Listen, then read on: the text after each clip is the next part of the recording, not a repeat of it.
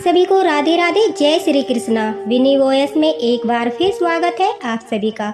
सुनाते हैं लड्डू गोपाल की एक अद्भुत लीला कथा, जिसे सुनकर उनके प्रति आपके मन में भाव जागृत होंगे।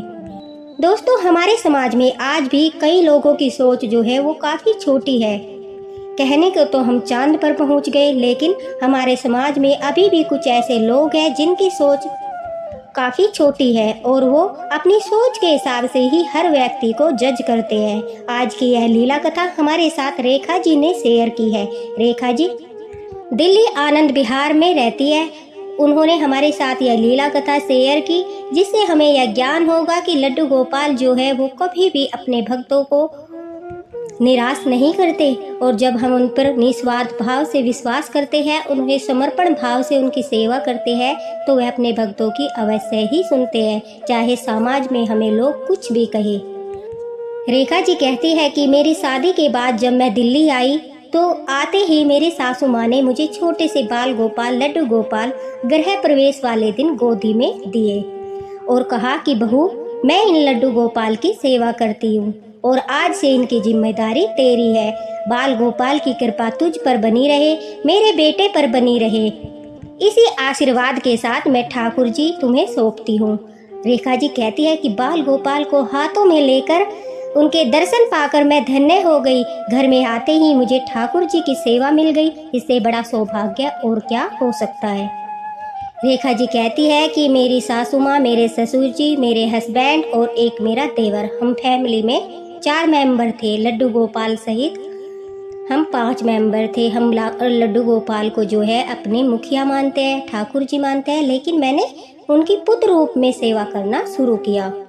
अब रेखा जी बड़े मन से, बड़े भाव से लड्डू गोपाल की सेवा करने लगी और अपने ससुराल की सारी जिम्मेदारी संभालने लगी। देखते ही देखते समय बीतने लगा। रेखा जी के हस्बैंड अच्छी कंपनी में जॉब करते हैं, उनका देवर भी जो है वो कंपनी में जॉब करता है, उनके ससुर जी है जो वो रिटायर ऑफिसर है। तो घर में सभी प्रकार की सुख सुविधाएं है, किसी बात की कोई समस्या नहीं है। अब रेखा जी कहती है कि मैं लड्डू गोपाल से बड़ा ही प्रेम करने लगी। अंदर ही अंदर इतना भाव जागृत होने लगा कि एक पल भी मैं बाल गोपाल के बगैर नहीं रह पाती थी। सुबह को उन्हें स्नान कराना, भोग लगाना, उनका श्रृंगार करना मुझे बहुत अच्छा लगता था। मेरा पूरा दिन बाल गोपाल के साथ कब निकल जाता था मुझे पता ही नहीं चलता था, और ऐसे चलते चलते मेरी शादी को 1 साल हो गया। अब रेखा जी कहती है कि उनकी सास जो है वो रेखा जी से बच्चे के बारे में बातें करने लगी कि शादी को 1 साल हो गया, लेकिन अभी तक जो है कोई भी संतान नहीं हुई।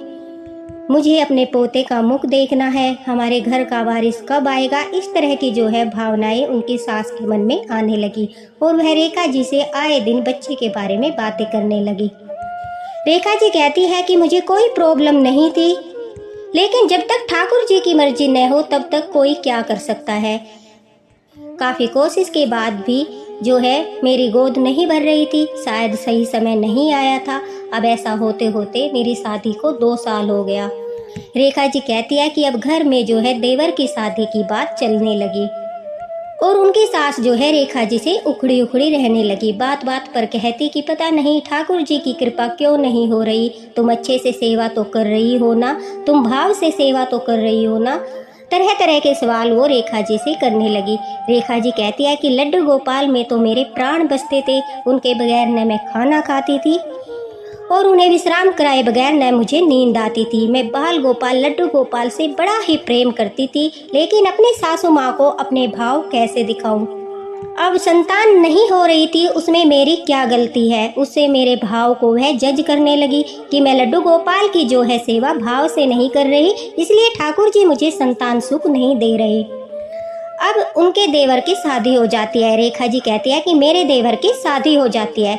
मेरे देवर की शादी के बाद मेरी देवरानी घर में आती है और देवर की शादी में काफ़ी मेहमान घर पर आए। मेरी सासू माँ की जो सिस्टर है वो भी आई और उनकी जान पहचान वाले काफ़ी लोग आए। रेखा जी कहती है कि मैं नहीं जानती किसने क्या कहा, लेकिन किसी ने ज़रूर मम्मी जी को मेरे बारे में बोला होगा, तभी उन्होंने ऐसा फैसला लिया। अब वह कहती है कि अचानक से एक दिन मेरी सास मुझे कहने लगी कि रेखा देखो, हमें भी अपने घर का वारिस चाहिए, हमें भी अपना वंश आगे चलाना है, लेकिन ठाकुर जी की कृपा जो है तुम पर नहीं हो रही। शायद तुम भाव से सेवा नहीं कर रही हो।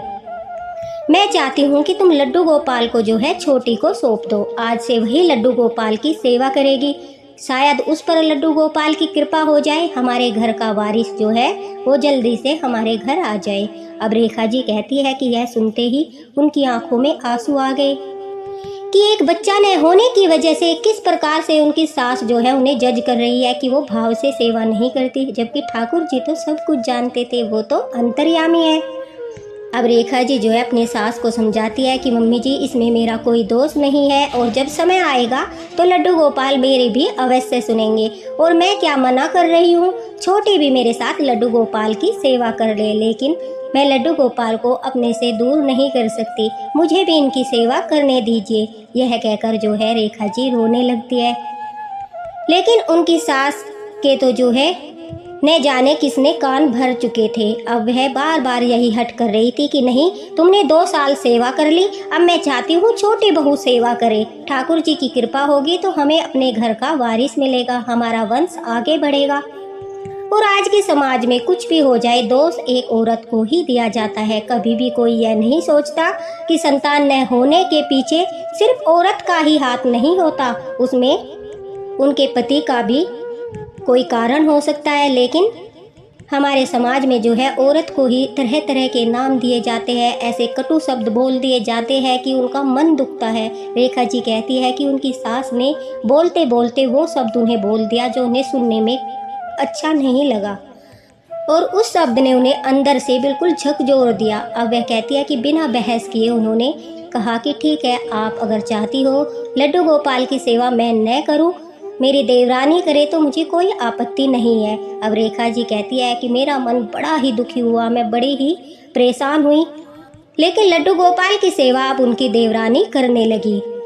लेकिन जो भक्त लड्डू गोपाल की सेवा करते हैं उनका मन बेचैन रहता है। रेखा जी कहती है कि मैं जब भी खाना खाने बैठती मेरे मन में हलचल होती कि बाल गोपाल लड्डू गोपाल को भी भोग लगाऊं, लेकिन उनकी सास का सख्त आदेश था कि अब छोटी ही लड्डू गोपाल की सेवा करेगी। इस वजह से दूर से ही वह मानसिक रूप से उन्हें भोग लगाती और उसके बाद खाना खाती। रेखा जी ने अपना नित्य नियम कभी नहीं छोड़ा। रेखा जी कहती है कि मैं मन ही मन लड्डू गोपाल की सेवा करने लगी, दूर से ही उन्हें प्रणाम करने लगी, और जब कोई नहीं होता था तो मैं बाल गोपाल को गोदी में उठाकर उनके लाड़ भी लड़ाती थी। और इंसान जाने या न जाने, भगवान तो अपने भक्त के भाव जानते ही है। अब रेखा जी कहती है कि समय बीतने लगा। लड्डू गोपाल की सेवा उनकी देवरानी को मिलने के 2 महीने बाद ही उनकी देवरानी जो है वो प्रेग्नेंट हो गई। उनकी सास काफ़ी खुश थी और बार बार यही ताने दिए जा रही थी कि देखो तुम भाव से सेवा नहीं कर रही थी, छोटी ने भाव से सेवा की। लड्डू गोपाल ने उसकी सुन ली और उसे संतान सुख दे दिया। अब रेखा जी भी मन में यह सोचती कि शायद मेरी सेवा में ही कुछ कमी रह गई हो। तभी तो लड्डू गोपाल ने जाते ही देवरानी की गोद भर दी, और मैं इतने समय से लड्डू गोपाल के पास थी, उनकी प्रार्थना करती थी, लेकिन मेरी वह सुन नहीं रहे थे। फिर भी लड्डू गोपाल से रेखा जी ने कोई शिकायत नहीं की और कहा बाल गोपाल की कृपा मुझ पर भी अवश्य होगी। अब देखते ही देखते उनकी देवरानी को एक बेटा हुआ। घर में चारों तरफ खुशी का माहौल था। रेखा जी भी काफ़ी खुश थी, उन्हें बिल्कुल भी जो है बुरा नहीं लग रहा था कि जैसे होता है कि मेरी देवरानी को बेटा हो गया और मुझे अभी तक कोई संतान नहीं हुई, क्योंकि वह अच्छे स्वभाव की थी, तो उन्हें भी काफ़ी खुशी हो रही थी। अब उस दौरान लड्डू गोपाल की सेवा जो है रेखा जी ही कर रही थी, क्योंकि उनकी देवरानी को तो बेटा हुआ था और उनकी सास उनकी देवरानी की देखरेख में बिजी थी, तो उस समय पर रेखा जी ही लड्डू गोपाल की सेवा कर रही थी। लेकिन हवन होते ही, घर में शुद्धिकरण वगैरह होते ही फिर से लड्डू गोपाल की सेवा उनकी सास ने देवरानी को सौंप दी। लेकिन उस समय रेखा जी के साथ एक अजीब सी घटना घटी। रेखा जी कहती है कि जब दोबारा से लड्डू गोपाल को मेरी देवरानी को दिया गया तो उस रात जब मैं उन्हें विश्राम नहीं करा पाई, देवरानी ने ही लड्डू गोपाल को विश्राम कराया, तो मैं अपने कमरे में सो रही थी। अचानक से मुझे एक सपना आया जिसमें बाल गोपाल लड्डू गोपाल जो है मुझे मेरी गोदी में बैठे हुए दिखाई दिए। मैं बड़ा ही उनसे लाड लड़ा रही थी, प्रेम कर रही थी और वो भी मेरे साथ बहुत खेल रहे थे, शरारतें कर रहे थे। अब उनकी आंखें खुलती है और कहा जाता है जब लड्डू गोपाल इस तरह से गोदी में बैठे हुए दिखाई दे, खेलते हुए दिखाई दे, तो समझ लीजिए लड्डू गोपाल की कृपा आप पर हो गई। अब रेखा जी को यह समझ नहीं आया, बस वह प्रसन्न थी कि मेरे बाल गोपाल, मेरे लड्डू गोपाल जो है वो मुझसे प्रेम करते हैं और ऐसा कुछ नहीं है कि मैं उनकी भाव से सेवा नहीं करती थी। अगर ऐसा होता तो वो मुझे सौपन में नहीं दिखाई देते। अब रेखा जी को लड्डू गोपाल की अनुभूतियाँ होने लगी। उन्हें बार बार लड्डू गोपाल सौपन में दिखाई देने लगे। रेखा जी कहती है कि कुछ दिन के बाद देवरानी के बेटे की तबीयत खराब हो गई और वो लड्डू गोपाल को जो है भोग लगाना भूल गई। उन्होंने लड्डू गोपाल को भोग नहीं लगाया और न ही इस बारे में किसी को बताया। लेकिन जब उनकी सास को यह बात पता चली कि कल लड्डू गोपाल को जो है भोग नहीं लगा, वो पूरा दिन भूखे रहे, तो उन्होंने फिर भी देवरानी को कुछ नहीं कहा। अब रेखा जी मन ही मन बेचैन हो रही थी कि वह बच्चे के कारण ठीक से लड्डू गोपाल की सेवा नहीं कर पा रही। उनका मन था कि वह लड्डू गोपाल की सेवा करे, लेकिन अपने मन का भाव वह व्यक्त नहीं कर पा रही थी। अपनी सास से वह यह बातें नहीं बोल पा रही थी। अब रेखा जी कहती है कि कुछ दिन ऐसे ही चलता रहा। कभी लड्डू गोपाल को भोग लग जाता, कभी नहीं लगता, कभी वह उन्हें विश्राम कराना भूल जाती। इसी तरह से लड्डू गोपाल के साथ व्यवहार होता गया और एक लड्डू गोपाल भक्त कभी भी यह बर्दाश्त नहीं कर सकता कि सब कुछ मिल जाने के बाद इंसान जो है वो लड्डू गोपाल के साथ इस तरह का व्यवहार करता है, उन्हें भूल जाता है, उनकी देख रेख नहीं करता। अब रेखा जी ने अपनी सास से बोला कि बच्चे के कारण, रेखा जी कहती है कि मेरी देवरानी के बेटे की तबीयत अक्सर खराब रहती थी, जिस कारण से लड्डू गोपाल की सेवा अच्छे से नहीं हो पा रही थी। वह कभी उन्हें भोग लगाना भूल जाती, भोजन के स्थान पर उन्हें मिश्री का भोग लगा देती, तो कभी वह लड्डू गोपाल को विश्राम भी नहीं करा पाती थी। लड्डू गोपाल की तरफ से उसका ध्यान बिल्कुल हट चुका था, क्योंकि बच्चा छोटा था, इस वजह से वह ज़्यादा ध्यान नहीं दे पा रही थी। एक दिन जब रेखा जी अपने कमरे में आराम कर रही थी, वह कहती है कि मुझे लड्डू गोपाल की बड़ी याद आ रही थी। मन कर रहा था जैसे कि लड्डू गोपाल को अपनी गोदी में लेकर उनकी खूब लाड लड़ाऊं। यह सोचते सोचते उनकी आंखें न जाने कब बंद हो गई, उन्हें पता ही नहीं चला। रेखा जी कहती है कि आंखें बंद करते ही मुझे मेरे बाल गोपाल, लड्डू गोपाल सौपन में दिखाई दिए। वह घर से बाहर जा रहे थे। जब मैंने उन्हें पुकारा कि गोपाल आप कहाँ जा रहे हो, लड्डू गोपाल को जो है वो गोपाल कहकर पुकारती है, तो वह कहती है कि तभी मेरे लड्डू गोपाल ने मुझे उत्तर दिया कि मैं वृंदावन जा रहा हूँ। मैं उनके पीछे भागती रही, दौड़ती रही, उन्हें पकड़ना चाह रही थी, लेकिन वह इतनी तेजी से जा रहे थे कि मेरे हाथों में आ ही नहीं पाए और देखते ही देखते मेरी आंखों से ओझल हो गए। हड़बड़ाकर रेखा जी की आंखें खुलती है और वह अपना सपना अपनी सासू माँ को बताती है, लेकिन उनकी सासू माँ जो है उनकी बात सुनने को तैयार ही नहीं थी। वह कहती है कि अब छोटी ठीक से देखभाल नहीं कर पा रही, इस वजह से तुम जो है अपने मन से ही कहानियाँ बना रही हो। ऐसा कुछ नहीं है, थोड़ा परेशान है, वो कर लेगी, तुम्हें चिंता करने की कोई आवश्यकता नहीं है। लेकिन रेखा जी का मन काफ़ी बेचैन था। उन्हें पता चल चुका था कि लड्डू गोपाल की सेवा नहीं हो रही, इस वजह से जो है वो वृंदावन वापस चले गए, वो घर छोड़कर जा चुके हैं। अब सिर्फ और सिर्फ उनका विग्रह यहाँ पर है। लड्डू गोपाल अब जागृत नहीं है, वो घर छोड़कर जा चुके हैं और इस बात से वो काफ़ी बेचैन थी, परेशान थी। उन्होंने अपने पति से वृंदावन जाने की अनुमति मांगी, अपनी सास से भी अनुमति ली कि मैं वृंदावन जाना चाहती हूँ। और सौभाग्य से एकादशी का दिन था। आनंद विहार से ही जो है बस वृंदावन के लिए निकल रही थी, तो जल्दी जल्दी से उन्होंने सारी इन्फॉर्मेशन ली, अपना टिकट कराया और वृंदावन पहुँच गई। रेखा जी ने वहाँ जाकर बाके बिहारी जी के दर्शन किए और आते समय छोटे से बाल गोपाल लड्डू गोपाल जी का विग्रह लिया। अब मन ही मन उन्हें चिंता भी हो रही थी कि न जाने उनकी सास क्या कहेगी कि पहले ही घर में लड्डू गोपाल है, लेकिन उनका मन काफ़ी बेचैन रहता था। वो भी सेवा करना चाहती थी, उनके भी भाव थे, इसलिए उन्होंने अपने लिए दूसरा लड्डू गोपाल जी का विग्रह लिया।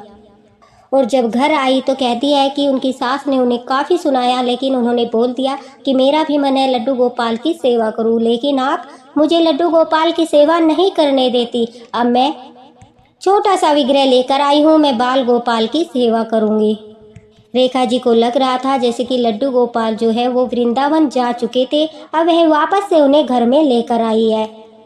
रेखा जी ने लड्डू गोपाल की सेवा करना शुरू कर दिया। देखते ही देखते ठाकुर जी की कृपा रेखा जी पर हुई।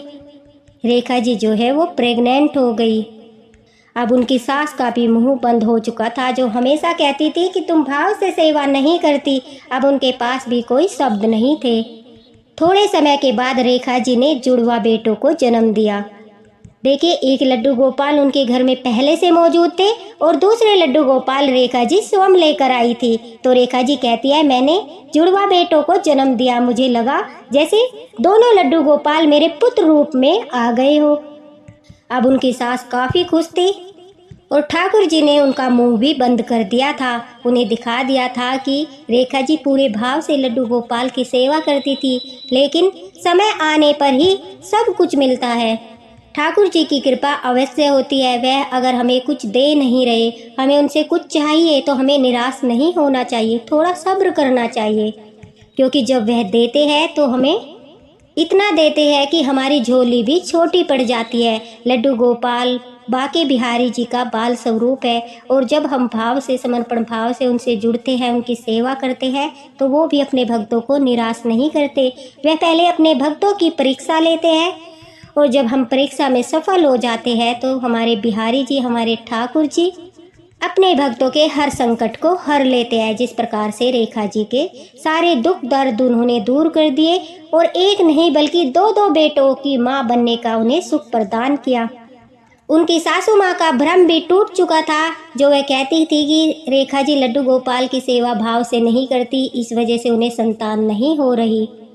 बाद में जो सच्चाई सामने आई उसे सुनकर भी उनकी सासू माँ जो थी वो हैरान थी। उन्हें बाद में पता चला कि कमी उनकी बहू में नहीं बल्कि उनके बेटे का इलाज चल रहा था, जिस वजह से रेखा जी प्रेग्नेंट नहीं हो पा रही थी। अब ऐसी बात को सुनकर वह काफ़ी शर्मिंदा भी थी कि हर वक्त वह रेखा जी को दोष देती थी, उनकी सेवा को जज करती थी, उनके भाव को जज करती थी कि वो लड्डू गोपाल की सेवा भाव से नहीं कर रही है, ढोंग कर रही है। उन्हें अपनी हर कही हुई बात पर काफ़ी पछतावा था। इसलिए कहते हैं, कभी भी बिना सोचे समझे कुछ नहीं बोलना चाहिए, किसी को दोष नहीं देना चाहिए। अगर सच्चाई नहीं पता होती तो हमें किसी को बुरा नहीं बोलना चाहिए। रेखा जी बड़ा ही प्रसन्न थी कि लड्डू गोपाल ने उनकी सुन ली। अब छोटे से बाल गोपाल लड्डू गोपाल, जिनकी सेवा करने से उनकी सास ने उन्हें मना कर दिया था, उनसे छीनकर उनकी देवरानी को सौंप दिया था। अब वही लड्डू गोपाल वापस से रेखा जी को मिल चुके थे। उनकी सास ने लड्डू गोपाल को देते हुए कहा कि तुमसे अच्छा लड्डू गोपाल की सेवा कोई कर ही नहीं सकता, और यह मेरी भूल थी कि मैंने लड्डू गोपाल को तुमसे वापस लिया, मुझे इसके लिए माफ़ कर दो। आज से इन लड्डू गोपाल की तुम ही सेवा करोगी।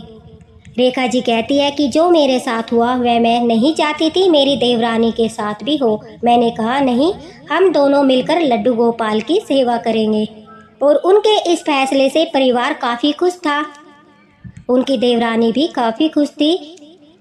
उन्होंने लड्डू गोपाल के प्रति भाव को समझा, और उन्हें यह भी एहसास था कि जब लड्डू गोपाल की कोई सेवा करता है, उनसे लड्डू गोपाल वापस लिए जाते हैं, तो कैसा महसूस होता है। यही सोचकर उन्होंने कहा कि लड्डू गोपाल की सेवा हम दोनों मिलकर करेंगे।